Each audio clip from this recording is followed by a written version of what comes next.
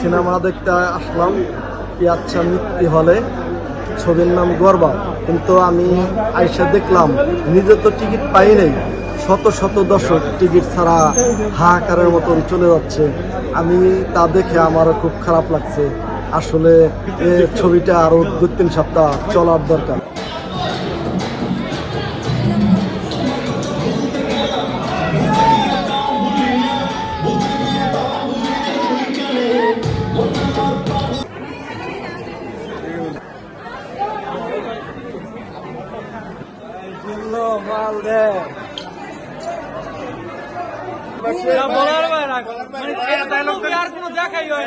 অনেক সুন্দর, আমাদের নায়ক বেস্ট।